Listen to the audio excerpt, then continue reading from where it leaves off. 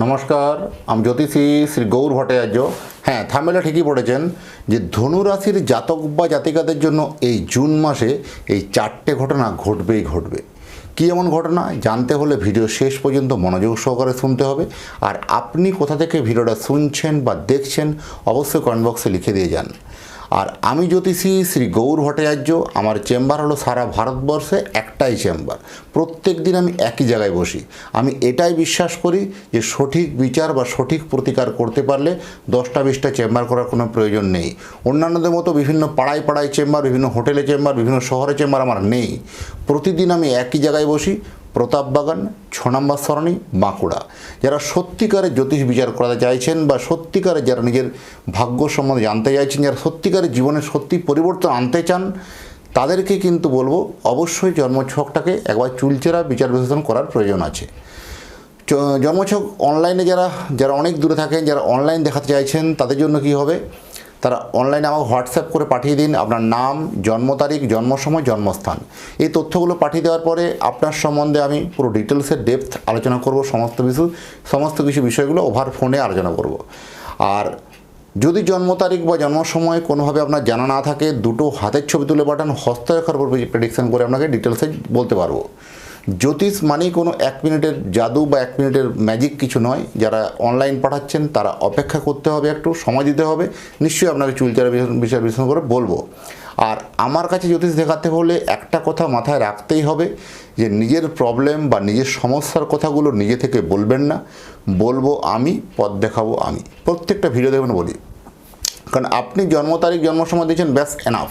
এবার থেমে যান, আগে আমাকে বলতে দিন, তারপরে আপনার সমস্ত কথা আমি শুনবো। আগে বলবো না অতীত জীবনের কথা, আগে বলবো, তারপরে বলবো বর্তমান জীবনের কথা, তারপরে ভবিষ্যৎবাণী। এই অতীতের কথাগুলো যখন আপনার কাছে মিলে যাবে, বর্তমানের কথাগুলো যখন আপনার কাছে মিলে যাবে, তারপরে ভবিষ্যৎবাণী কথাগুলো আপনি মেনে চলবেন বা ইনস্ট্রাকশনগুলো ফলো করবেন। এইভাবেই প্রেডিকশন করতে ভালোবাসি। দীর্ঘ 2010 সাল থেকে একই প্রফেশনে যুক্ত আছি।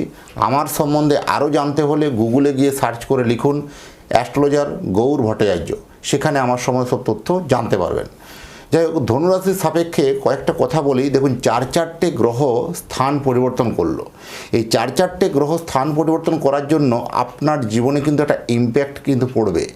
1 জুন অলরেডি বৃহস্পতি চলে এসছে কর্কট রাশির ঘরে, 8ই জুন আসছে শুক্র আসছে কর্কট রাশিতে, 20 জুন আসছে মঙ্গল বৃষ রাশিতে আসছে, আর রবি আসছে 15 জুন মিথুন রাশিতে। এই যে 4টে গ্রহে যে স্থান পরিবর্তন হলো, তো আপনার জীবনে কি চেঞ্জ আনবে, কোন কোন বিষয়ে চেঞ্জ আনবে? তখন বৃহস্পতির দৃষ্টি হচ্ছে 3টা। তার ধনুরাশি সাপেক্ষে অষ্টমভাবে বৃহস্পতি আসছে এবং সে তুঙ্গস্থ হয়ে আসছে। অনেকেই বলে যে অষ্টম ভাব মানে খারাপ বা অষ্টম ভাব মানে বিপদ, অষ্টম ভাব মানে ফাড়া। ঠিকই, এই জায়গাটা মানলাম আমি, কিন্তু অষ্টম ভাব থেকেও পজিটিভ আয় বা পজিটিভ খবর কিন্তু থাকে। অষ্টম ভাব যেটা দিতে পারে অন্য কোনো ভাব দিতে পারে না। অষ্টম ভাব থেকেও কিন্তু ফাটকা ইনকাম কিন্তু হয়। আমরা অষ্টমভাবে যখন বৃহস্পতি আসে তখন আমরা বলি, বা বৃহস্পতি যখন থাকে নাটাল ছকে বা জন্মছক জন্মকুণ্ডলিতে, তখন বলা হয় গেন উইদাউট পেন, বিনা কষ্টে অর্থ লাভ হতে পারে। বা এখানে দেখবেন তুঙ্গস্থ একটা যেহেতু আছে বৃহস্পতি, নিজের ঘরে নিজের ক্ষেত্রস্থানে তুঙ্গস্থ আছে, তো এখানে বলবো এই বৃহস্পতির পরিপ্রেক্ষিতে আপনার জীবনে, বা আপনি যদি স্বামী হন তাহলে আপনার স্ত্রী, বা আপনি যদি স্ত্রী হন তাহলে আপনার স্বামী, যারা বিবাহিত, তাদের ক্ষেত্রে দেখবেন অপোজিট পার্টির একটা উন্নতি ফিনান্সের জায়গা হবে। কারণ অষ্টম ভাব হলো সপ্তম ভাবের দ্বিতীয় ভাব। সপ্তম ভাবের দ্বিতীয় ভাব হচ্ছে অষ্টম ভাব। তাহলে সপ্তম হচ্ছে স্ত্রী হতে পারে বা স্বামী হতে পারে, বা তার অর্থভাবটা। তাহলে আপনার হাজব্যান্ডের বা আপনার স্ত্রীর অর্থভাগ্যটা কিন্তু পরিবর্তন কিন্তু লক্ষ্য করতে পারবেন। আয় উন্নতির জায়গায় যথেষ্ট ভালো বাড়বে। অনেক দিন থেকে আর্থিক জায়গাটা একটু তলানিতে ছিল, সেগুলো কিন্তু যথেষ্ট ভালো বলবো। সপ্তম দৃষ্টি পড়েছে দ্বিতীয়ভাবে পড়েছে, পঞ্চম দৃষ্টি পড়েছে দ্বাদশভাবে, আর নবম দৃষ্টি পড়েছে 4th হাউসে। তাহলে এখানে শরীর স্বাস্থ্য এবং রোগ ব্যাধি নিয়ে অনেক খরচা, অনেক অপচয় করেছেন। এবার একটা আপনি নিষ্পত্তির জায়গা কিন্তু আসতে পারে, যথেষ্ট ভালো হবে। এবং অর্থনৈতিক জায়গাতে কিন্তু একটা ভালো পরিবর্তন কিন্তু আপনার আসছে। আর্থিক দিক থেকে কিন্তু একটা ভালো মুনাফা পাবেন। অনেক দিনের আটকে থাকা টাকা পুনরুদ্ধার হতে পারে।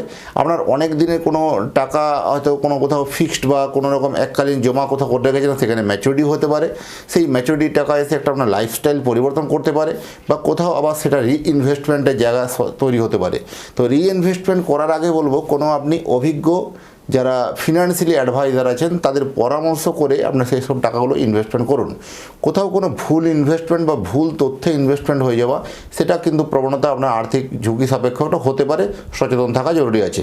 অনলাইন যারা ট্রানজ্যাকশান করেন তাদের জন্য একটু এই সময় বলবো একটু বাড়তি সতর্কতা প্রয়োজন আছে, ক্রস ভেরিফিকেশনের প্রয়োজন আছে। নবম, যেহেতু ভ্রমণ স্থান কিন্তু আমরা হচ্ছে, আর ভ্রমণ পিপাসু মানুষ যারা আছেন তারা একদম ব্যাগপত্র বেঁধে পড়ুন, একদম ভ্রমণ আপনার হচ্ছে। তো ভ্রমণ চলাকালীন পেপার সংক্রান্ত যে ডকুমেন্ট সংক্রান্ত যেসব ব্যাপারগুলো আছে সেগুলো একটু বারবার ভেরিফাই করার দরকার আছে। কোথাও একটা মিসম্যাচ হতে পারে, সমস্যায় পড়তে পারেন, সচেতন থাকা জরুরি আছে। বিদেশ থেকে যারা থাকেন বা যারা বিদেশ থেকে আয় করেন, যারা রিমোটভাবে অন্য দেশের থেকে একটা ওয়ার্ক ফ্রম হোম করছেন, হয়তো বাড়িতে বসে অন্য জায়গায় জব করছেন, এই বিদেশ থেকে যারা আয় করেন তাদের জন্য এই সময় কিন্তু আয়ের বহরটা বাড়বে। বিদেশি বন্ধুর সাথে সম্পর্কটা বাড়বে। আপনার বিদেশি বন্ধু হতে পারে, বান্ধবী হতে পারে, সেখানে সম্পর্কের মধ্যে একটা যথেষ্ট নিবিড় সম্পর্ক, ভালোবাসা কিন্তু বৃদ্ধি পাবে। দুজনের পারস্পরিক বিশ্বাসটা বাড়বে। এই বিশ্বাস অর্জনটা কিন্তু হবে। আর্থিক দিকটা লাভ হবে। বৈবাহিক সূত্রে বা অর্থ লাভ হওয়ার সম্ভাবনা অত্যন্ত বেশি।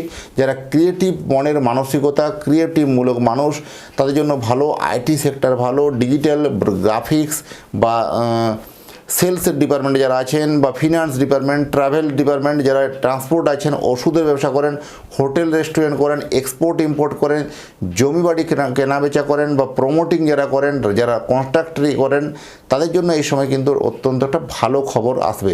অনেক দিনের কোনো হারানো টাকা বা আটকে থাকা টাকা পুনরায় উদ্ধার হতে পারে।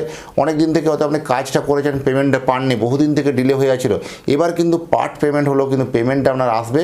অর্থনৈতিক জায়গাটাতে আবার কিন্তু এটা পুনরায় গতি ফিরে আসবে। আপনার অনেক দিন থেকে আপনার ব্যবসায়িক জায়গাটা গতিটা বন্ধ হয়ে গেছিলো বা গতি স্লথ হয়ে গেছিলো, সেটা আবার কিন্তু মুভমেন্ট কিন্তু আপনার শুরু হয়ে যাবে। যারা বিশেষ করে গোল্ড বা মেটালের ব্যবসা করেন, কেনাবেচার ব্যবসা করেন, যারা জুয়েলারি ব্যবসা করেন, তাদের জন্য এই মাসটা কিন্তু অত্যন্ত স্পেশালি মাস হতে চলেছে। অবশ্যই কিন্তু এখানেও কিন্তু একটা ভালো দিক কিন্তু লক্ষ্য করতে পারবেন। আর্থিক জায়গায় যথেষ্ট কিন্তু ভালো বা যথেষ্ট যাবে। আর যারা চাইছেন যে আপনার সন্তানের জন্য একটা জন্মকুণ্ডলী বানাতে, তাহলে আপনার সন্তানের নাম, জন্ম তারিখ, জন্ম সময়, জন্মস্থান এগুলো পাঠিয়ে দিন। আপনি পৃথিবীর মানচিত্রে যে কোনো জায়গায় থাকুন না কেন, সেখানে আপনার সন্তানের জন্মকুণ্ডলী তৈরি করে, জন্মকুণ্ডলী বিচার করে ডিটেলস আপনার অ্যাড্রেসে বাই পোস্ট দ্বারা পৌঁছে দিয়ে আসবো। আর এতক্ষণ ধরে অধীর আগ্রহে যারা ভিডিওটা দেখছেন বা শুনছেন, তাদের এবং তাদের পরিবারের প্রতি মঙ্গল কামনা করে আজকের ভিডিওটাকে এখানে শেষ করে ভালো থাকবেন। আবার দেখা হবে নতুন তথ্য, নতুন ভিডিও নিয়ে। নমস্কার।